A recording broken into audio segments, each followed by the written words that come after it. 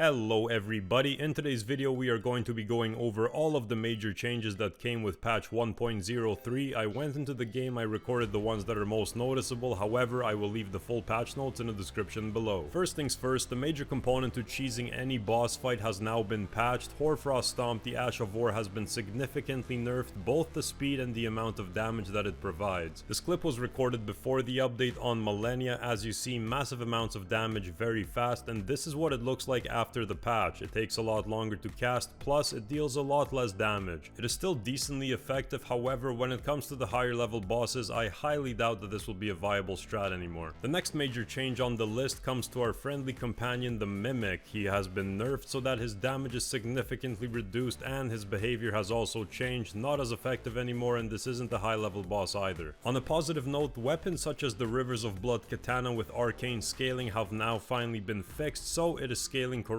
and you can use your weapons to their maximum. For pretty much every weapon with arcane scaling damage, it wasn't working properly, it wasn't dealing the full amount, now it does, so go in and have some fun. The next cool thing in this update is a brand new NPC. To locate this fella, make your way over to this location on the map, and from here you can jump down and follow the path that I take until you find Baby Jar. This NPC can give you a short quest line for a small reward. Also, there have been other quest phases added to multiple NPCs around. The patch notes will be in the description below. Next up on the list is some variation when using the Mimik's Veil. You can use it to transform into objects in the area that you currently are in, and they have added more objects to the rotation. We have also been given 2 quality of life updates on your minimap. When you come across an important NPC, they will now be tracked. You can also place markers around the map to show where you found bosses, where you found rare items and such. They have also patched the Ashes of War, Determination and Royal Knight's Resolve. You are no longer able to use them on both weapons unless you have duplicates of the Ashes of War. So to sum it up, the Ash of War will not apply to the weapon unless you have the skill on it. If you faced Radon, there is a very high chance that you did one of these warping glitches where you jump off of the edge of a map and it registers you in a different location, asking if you'd like to spawn at the stake of Marika. This has now been fixed as well. Next up on the list is a pretty deadly combination. If you got on this fast enough and got the Erdtree Great Shield in combination with the Fire Deadly Sin spell, you were able to pretty much turn the shield into a machine gun. This is fixed as well. The patch notes also state that the Sword of Night and Flame received a nerf, however it's not really noticeable and I didn't see much of a change, if any at all. Last but not least, there have been a bunch of significant changes to mages and spells in this game in favor of them. There is a lot of spells that they reduced the amount of FP consumed when casting. They have also increased the cast time for a lot of spells, and last but not least, they have increased the damage for a lot of these spells as well. That is pretty much all of the major significant changes in this latest update. There is a lot of other ones, however they are minor. I will leave the link in the description to the full patch notes in case you'd like to see for yourself. If anybody has any questions or maybe some more information on this update, leave a comment below. Consider liking the video and subscribing before you go if you enjoyed it. Helps out tons with the algorithm, and until next time, I'm out.